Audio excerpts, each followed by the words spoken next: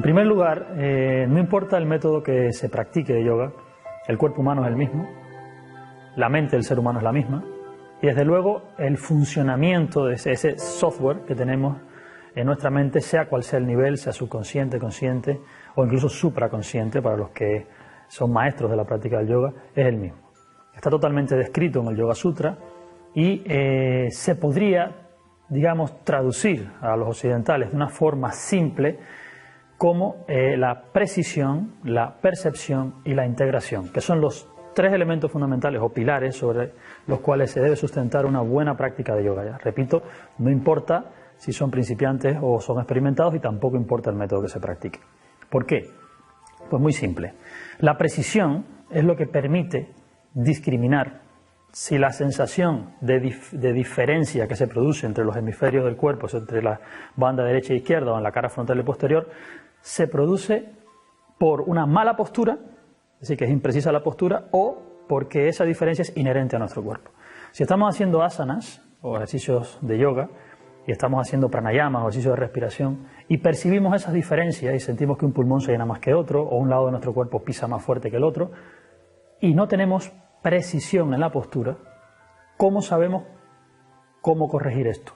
¿De qué forma lo corregimos? Entonces, si no hay precisión, no sabemos cómo poner nuestro cuerpo en un estado de equilibrio. Eso es lo primero. Luego, la percepción nos permite la comunicación correcta del cerebro con cada una de las partes del cuerpo. Si no existe percepción en la práctica, la conciencia sencillamente no profundiza. Seguimos trabajando con la vista. O sea, corregimos una pierna porque la vemos. Cuando no la vemos no la podremos corregir porque la comunicación nerviosa entre el sistema sensitivo y motor de la propia región que queremos corregir no está potenciado. Y eso se potencia con la práctica, eso se le llama percepción, a un nivel muy bajo, pero es percepción, y a partir de ahí, pues más en profundidad. Y finalmente, el yoga se trata de unión, unificación. Nuestra mente no es una mente que esté en un estado de unidad, es una mente que está en un estado de separatividad. Y cuando empezamos a hacer posiciones de yoga nos damos cuenta. Cuando pensamos en el pie se nos olvida el hombro, cuando pensamos en el hombro se nos olvida el pie. Es decir, la mente salta del pie al hombro o del hombro a la pierna o al vientre según el foco de atención se mueva. Y entonces esto es imposible que nos conduzca a un estado en el que la mente por sí sola engloba el punto de atención o el foco, engloba todo el área de la idea que se quiere trabajar y se llega a estados que se conocen como concentración o sencillamente abstracción sensorial, que es pratyahara o meditación. Es imposible acceder a estados de conciencia de ese tipo si trabajamos sobre una mente separativa. Así que la integración, probablemente el más importante de esos tres pilares, es el que permite que el estado de conciencia varíe y el asana madure. Y no importa que llevemos 20 años practicando. Si no hacemos las cosas de esta manera, el estado de conciencia, que es para lo que el yoga está diseñado, la mejoría de ese estado de conciencia y la evolución, no se produce.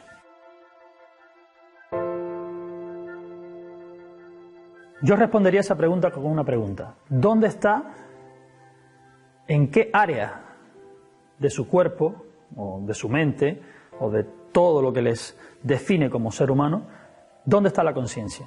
¿De qué zona de ustedes mismos son conscientes en este momento? La respuesta es simple, de la piel. La conciencia en el ser humano corriente está de la piel hacia afuera. Sufrimos de una extroversión enorme con respecto a la capacidad de introversión que tenemos. Nos hemos hecho a imagen y semejanza del ojo. Nuestra mente depende directamente del ojo. Somos altamente audiovisuales en este momento. Nuestra práctica depende del ojo. Por eso, cuando hacemos una posición, y todos los principiantes me lo preguntan siempre, ¿podemos poner un espejo para saber si estamos bien? Eso me lo preguntan a diario. ¿Se lo pueden poner? Lo que pasa es que mientras más espejos usan, mientras más siguen usando el ojo, más debilitan el resto de los canales sensoriales del cuerpo, que son los que van a dar la propiocepción.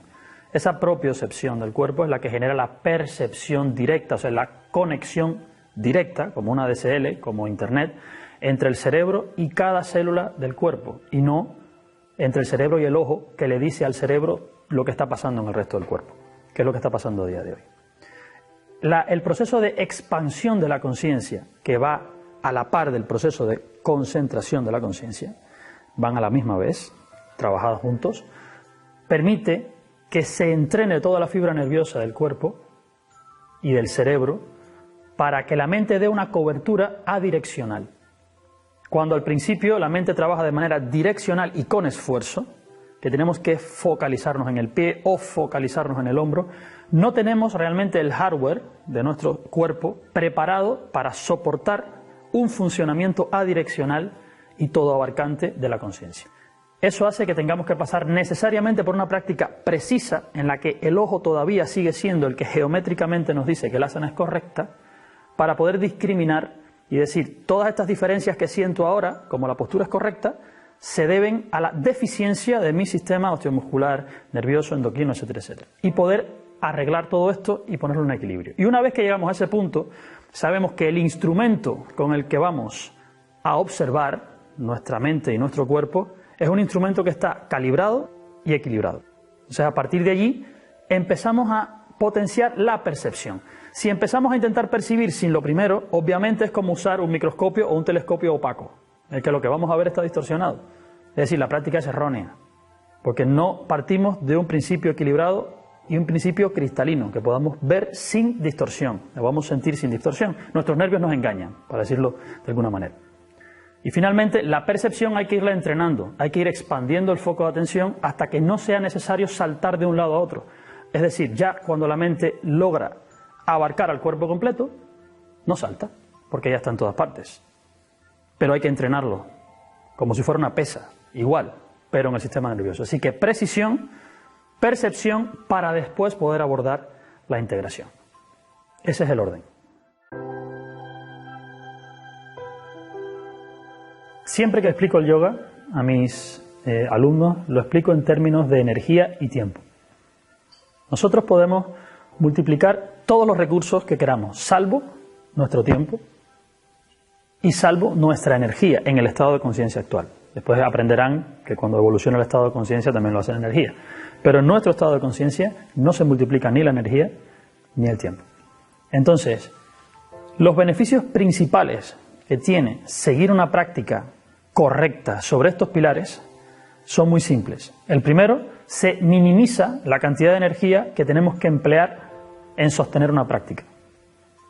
Segundo, se potencia el resultado de la práctica haciendo que todos los desequilibrios que se pueden traducir como enfermedades, aunque no sean patológicas desde el punto de vista del yoga, las pequeñas lesiones, molestias posturales, deficiencias de los sistemas fisiológicos por estar desequilibrados, por no tener una homeostasia correcta, van desapareciendo con el tiempo. Es decir, se gana una calidad de vida en menos tiempo con respecto a seguir un curso o seguir una práctica sin este tipo de control.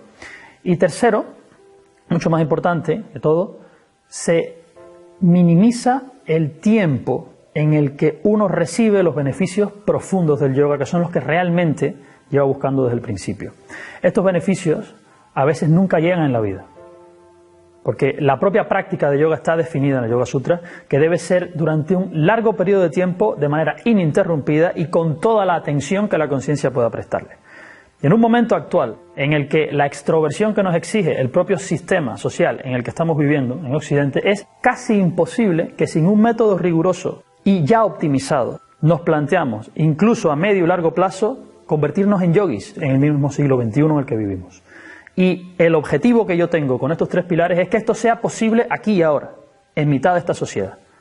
Que no sea necesario un retiro, que no sea necesario nada más que vivir aquí, pero hacer las cosas correctamente estructuradas y observadas, para que el resultado sea óptimo y nuestra energía y nuestro tiempo dedicados a ellos, mínimo.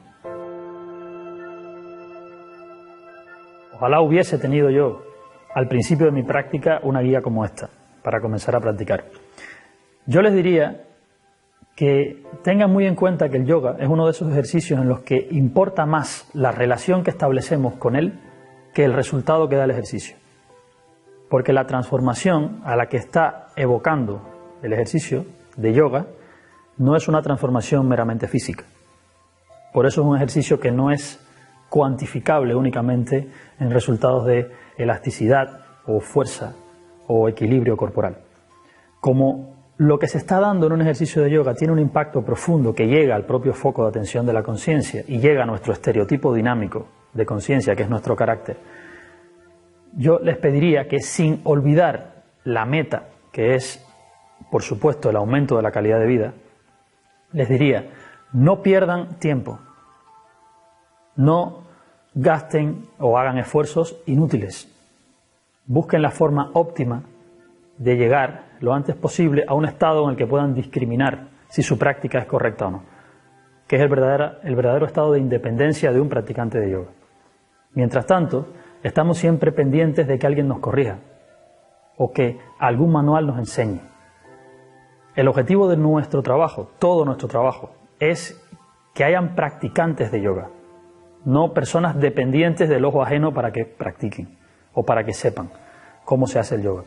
Ustedes pueden lograr en poco tiempo, por experiencia propia se los digo, pueden lograr en poco tiempo una corrección de sus molestias principales durante la práctica y una potencia en su estado energético y en su capacidad de discriminación, que les haga llegar al nivel y la calidad de vida que ustedes están esperando. Les diría que se fijaran en este enlace que está justo debajo, que entraran y que de forma gratuita vean la información que hemos preparado. Si está hecha para que de manera gratuita ustedes la vean, se beneficien de ella y la divulguen, porque es algo que a día de hoy todo el mundo debería saber. Espero que lo uses, espero que te sea beneficioso a ti y espero que hagas que a otros también les sea beneficioso. Muchas gracias.